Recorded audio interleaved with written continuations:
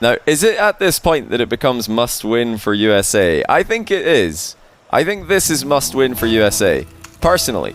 Because we saw what happens when someone has to play 3 series straight in this format. Is very, very difficult. I think it would be easier for USA to get the win if Daniel wins this one and then First Killer loses than it is for Daniel to lose this one and then First Killer to win. Even if both players are considered to be quite similar in skill, which I think they are. I think First Killer and Daniel are very similar in 1v1 skill right now. Just simply the order that they're playing in, I think the easiest way for USA to win would be for Daniel to win this. Obviously, but what I mean is if one of First Killer and Daniel's going to win and the other's going to lose, you'd want it to be Daniel winning, because then he gets a break before then having to win two series straight against Jan and Card, rather than having to having First Killer win 3 straight against Card, Jan and Lostt. I mean, that just sounds like an impossible gauntlet, much like the one First Killer tried to run and almost did run, mind you, in the Ones World Cup against KSA's B team. Right, good start for both players, actually getting a bit of play. I was going to say for Lostt, but Daniel's actually got a goal back. Now Lostt is, I think, the he's pretty much the personification of everything Brazilian Rocket League has been known for since the dawn of time, since the very beginning. Brazilian Rocket League, South American Rocket League, has been known for being ultra aggressive, and yeah, very, very fast, mechanical, boost heavy, and that, is how I would describe Lostt playstyle. Daniel today knows, oh my goodness, well, he knows Lostt is going to go all in against him a lot of the time. Bad timing for me to say that, because I guess Daniel didn't see that one coming. But yeah, he's got to know that Lostt is going to completely send it and, gamble the house on a lot of plays and use all of his boost in the process. That's what he's known for. And it works for him because he is that mechanical that he can do that and still get away with it. But Daniel knows that as long as he defends well, as long as he sees those aggressive plays coming, then he should be able to respond accordingly. He did on that play, controlling the aerial challenge. He's going to do a whole lot more of that in defense. He's going to need to do a whole lot more of that in defense if he's going to win today. Okay, one more time. Daniel already seems to have Lostt's playstyle downloaded. Lostt is all about go, go, go, whether he's in defense. He just likes to go. If he's in offense, he just likes to go. Okay, what do you do against that? You get behind the ball, strong 50, or flick the ball early, shoot the ball early. These are the things Daniel's going to be trying to do today compared to his usual methodical style. Thank you to Cyberfire for 31-month Prime. This is just a clinic from Daniel of what to do when your opponent rushes challenges, by the way. He's controlling every single one of them. Fox Knife for the 24-month Prime, and also Unlickable for the brand new Prime, and Tyloo for the brand new Prime. Kira NL for the 2-month Prime as well. And yeah, Geekman for the 60-month Prime. Welcome back to all of you. Appreciate the resubs.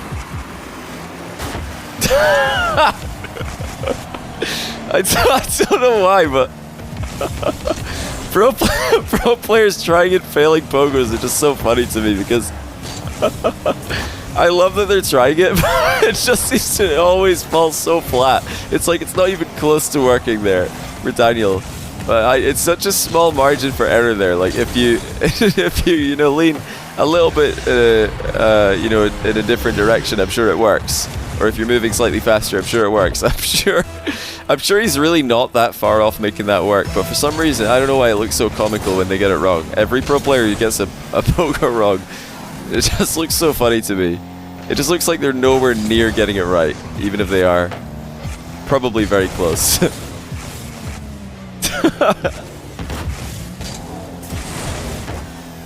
This match should be pretty one-sided. Well, now that Daniel's immediately come out with a good counter to Lostt's style, I think we could see a one-sided series. I was expecting maybe Lostt to catch Daniel off guard in the early series here, because Lostt's style is actually kind of similar to some players who've done well against Daniel in the past. I'm thinking, players like Drally, players like Naupo, players like Dark. What did they all do against Daniel?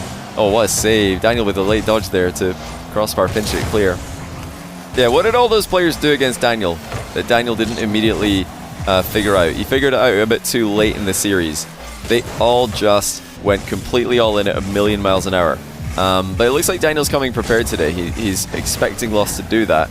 He probably knows a little bit more about Lost's style than he did Drally, Naupo, and Dark when he played against them. And that could be one of his advantages in this series.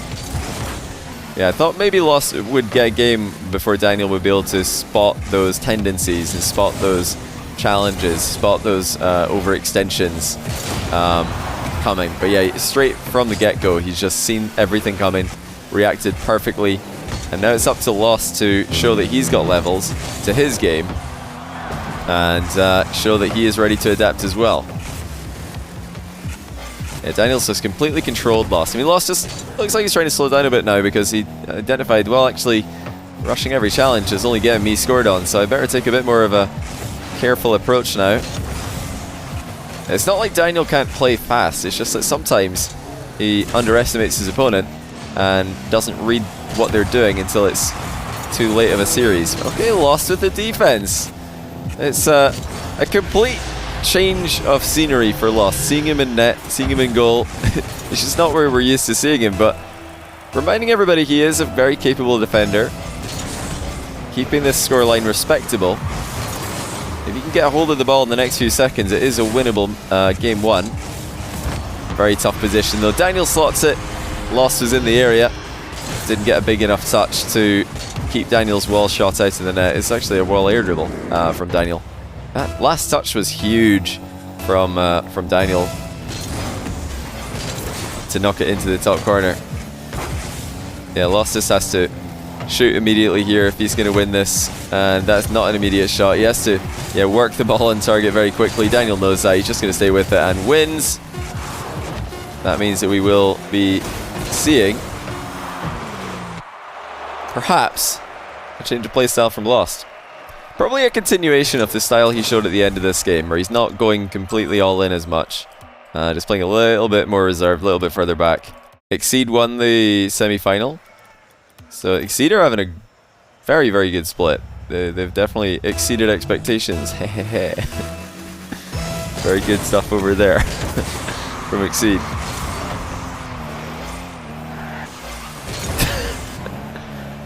They can make major actually. If they get another final, they're favorites. They're in another final.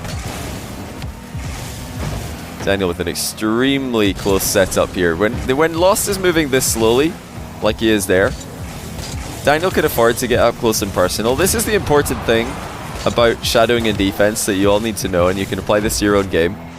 When the opponent is moving supersonic, you need to leave a bit more of a gap between you and the ball than you do if the opponent is moving slowly. If the opponent is moving slowly or not even moving at all, you can get right up close and personal because there's not really any way for them to generate a ton of power on the flick or on a shot.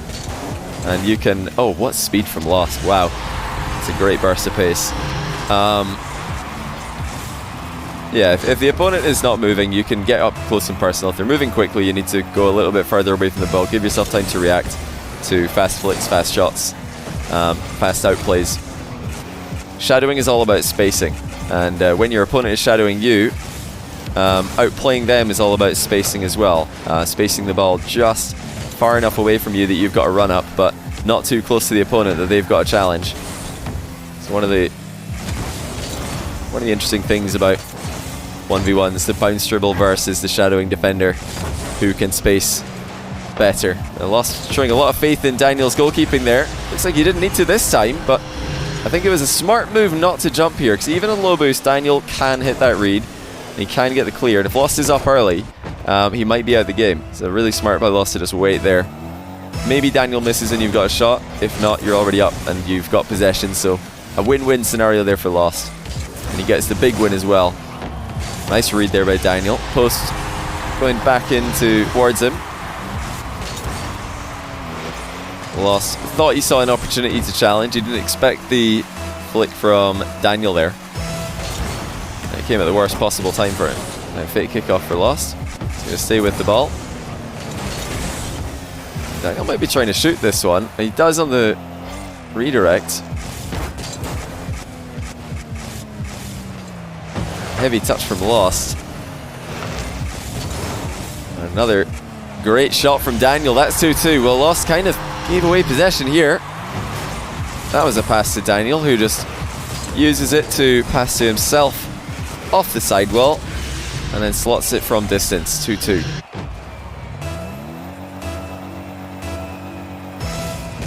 Scorpions, thanks for the brand new Prime. Welcome to the channel.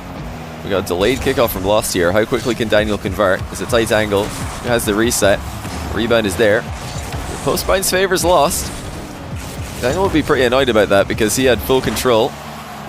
He had boost and ball if he just played that shot a little bit less accurately, funnily enough. Hitting the post was, in fact, worse for him. There's a classic Lostt play, just all in with multiple resets and no boost left over, but he will recover. Daniel, flip reset air dribble, denied at the near post by Lostt. After this series ends, the third series of the match will be Hard versus Farskiller. The third Furia player against one of the all-time greats of the Ones world. That's a fantastic read by Daniel. He's just spotted Lostt coming, and Lostt goes enough for this to be a good play no matter where he is. No matter where Daniel thinks Lostt is, he's probably making a good play by flicking the ball early there. Just because he knows he's up against such an aggressive player. Daniel pre-jumps. That actually denies Lost's takeoff, and now a lower bounce to play with. Well, that is fascinating. Daniel actually just showed Lostt his pre-jump there. He says, I'm in the air. Are you really going to air dribble the ball right at me? And Lostt thinks, well, maybe I shouldn't do that. That actually denied the air dribble. Just jumping blatantly in front of where it's going to be. And then the second bounce, Lostt didn't really have as much to play with. This pre-jump from Lostt also connects. Both players reading each other's air dribbles very well. A high pop there, not even attacked by Daniel. A low-scoring game. Now Lostt has a chance to air dribble off the back wall. The pre-jump there from Daniel not doing anything. Lostt, reset, attempted rebound, goes high and into the bar. Daniel's trying to stay with him here, even though he's running low on boost, but he will pre-flip it into the back corner, dodges his demo in the process. And now Daniel from distance is going to try and show Lostt how it's done. The mind game not working out though. Lostt just played the ball. Just over a minute to go. It's another Daniel pre-jump. Lostt tries to counter this up by shooting, and Daniel still makes contact. Well, this is ridiculous. Daniel is just blatantly pre-jumping, and it is working. Even though Lostt can see it. He doesn't even have to read it. He can see it with his own eyes. But Daniel is still recovering to make saves, despite showing Lostt his strategy. He's got all the boosts here. He's got the ball. Daniel has got the game in his grasp. He has Lostt in a very bad position here. Lostt actually turns it around somewhat, but it's still Daniel favored. It's been a tough match for Lostt so far. He just can't get his teeth into it. He hasn't been able to do his thing. His style has been countered pretty well by Daniel, and in Lost's attempt to dial it back, he's just removed a lot of the threats from his game. And now the bounce goes over the top of him. An attempted catch goes astray. Lostt losing possession in crucial moments here at the end of game 2. Daniel controlling the boost, just like he did for most of this final minute. Lostt just barely not going to concede, but it doesn't look like he's got any chance to create a goal scoring opportunity. Daniel wins it, and that'll be 2 straight for Daniel. Just as Jan started off in his series, so does Dan. Jan and Dan actually teamed together in the East versus West 1v1 event for RLCS World Championships. They're on opposite sides of the field today, and they might be on opposite sides of the same lobby, the way this is going, later on today. Tough matchup for Lostt. I think this doesn't really do him justice. Oh, what a bump. Daniel actually connects the bump on Lostt, who is attempting an in-and-out save. You know, in-and-out saves can be looked at as a counter strategy to air dribble bumps, because if you can build up enough pace with your in-and-out save, you can actually bump the opponent into the ball. But that time, Lostt just didn't have enough speed, and Daniel went right through him. Oh, Daniel's got the rebound here, of course. 2-0. Spectacular read from Daniel. Reset right next to the ceiling.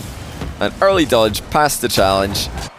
And a very tight angle, low boost, controlled double tap.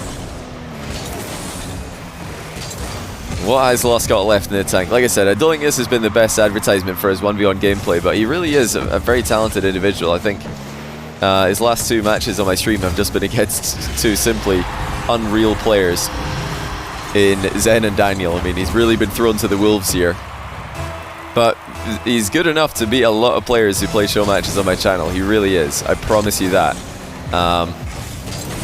Daniel's just come in here with the perfect strategy for the match, and that combined with his ridiculous talent, always going to be tough to beat. Chance here for Lostt. Thought about the demo, decided to play for the boost instead. Now, probably the reason Lostt didn't want to go for the demo there is because if he went for it and it misses, he's probably going to land on the back wall. Daniel will take the boost, then suddenly you've got a turnover of possession. Now, Lostt pretty fortunate, gets bumped into the boost there. Daniel outplayed him with the ball. Lostt will make the most of it. He's been bumped into the boost, and that gets him an open net after he demos Daniel. He turns that into an equalizer. Do we have a Dandroid showing today? It's not really been Dandroid today. There's been plenty of air rolling from Daniel, plenty of mechanical plays. I think the play style that Daniel's opted for today is just a very aware, a very mentally switched on play style is how I would describe it. And that's because he knows what he's up against when Lostt is in the lobby. He's played Lostt in tons of 2v2 matches so far this ranked season. And he's played against Lost's team Furia, I'm sure, a bunch in scrims. So he knows what they're about. He knows that they're about aggression. He knows that you've got to trend a little bit more towards quickly moving the ball around the field and reading early challenges when you play against this guy. And with that knowledge, he is just, I think, surprised Lostt a little bit. Lostt probably didn't expect Daniel to read him this often. He didn't expect his rush challenges to be shut down as much. He probably has to think of new ways to set them up, make them look a bit more convincing. Oh, look at this. What an outplay by Daniel. That is unbelievable. The fact he's got an outplay in this position, that is almost beyond belief. Lostt thought for sure that had to be a 50-50 at worst, and best case he's just beating Daniel to the ball. No, it's actually just Daniel beating him to the ball. Lostt, he almost had there. Convincing fake kickoff on the slight offset spawn, but in an attempt to keep the shot alive, he just didn't quite get it right with the landing. And Lostt has got to try and keep the cool here. He's only down by 1, but he looks like he's maybe lost it a little bit there, for lack of a better word. He's extremely all in, and not really much to play for in that position. Daniel's missed an open net, by the way, but still quite happy in the series, I'm sure. Another early pre-jump by Daniel. Lostt going to fly in front of the ball and bumps him. How did Lostt manage to bump Daniel here? We have to see this from Daniel's POV. He's floating in front of the ball. Lostt flies around the side of the ball to bump Daniel. There's no way Daniel expected this one. It looked like Lostt was just trying to outplay him by hitting the ball past him, and suddenly the bump landed. Look out for the demo here. Daniel did. Lostt respected it. It's like we've had respectable scorers in all these games. Daniel's been comfortable, but the games have been close. Daniel has to be careful, because sometimes you can get a bit too comfortable in a lobby, and you lose the sense of urgency that should always be there in 1v1. That sense that your opponent can come back. It is 1v1 we're talking about here. Comebacks are likely. Comebacks are more than possible. Lostt opting to stay on the ball here.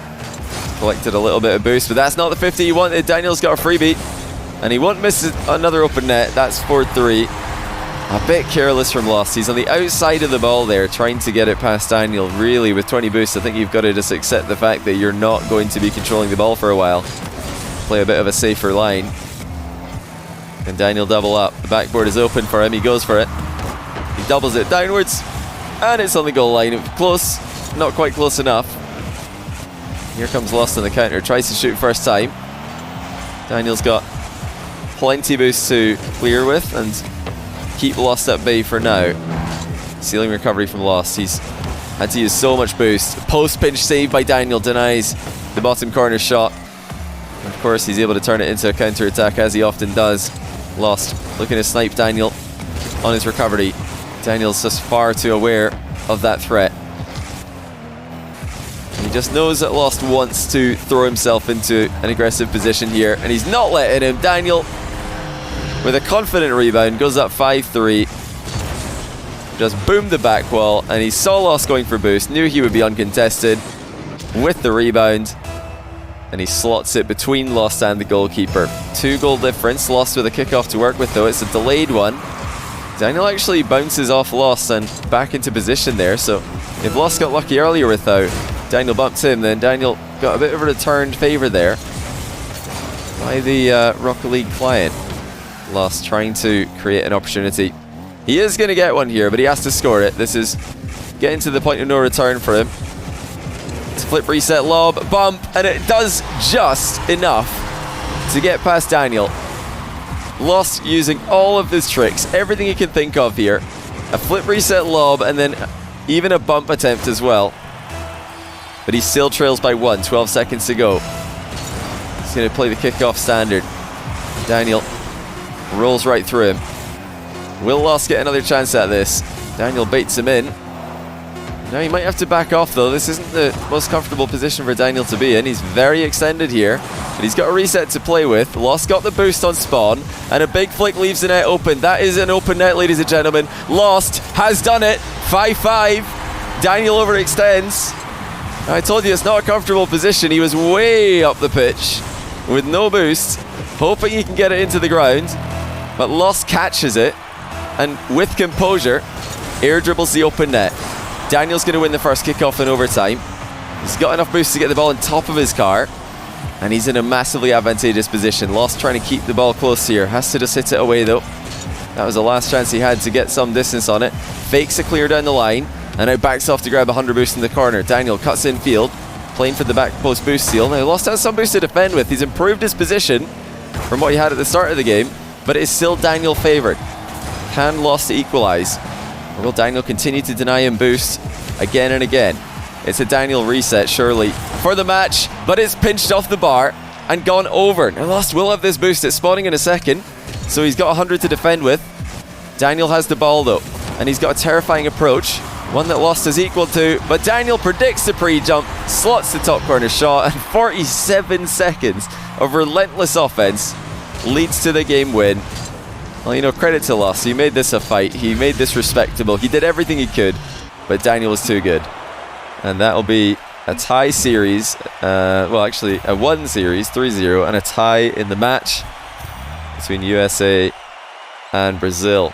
Now, I don't need to hide the screen because you all know who's playing next, but I'll briefly do it anyway. Wow. What a match this is turning out to be.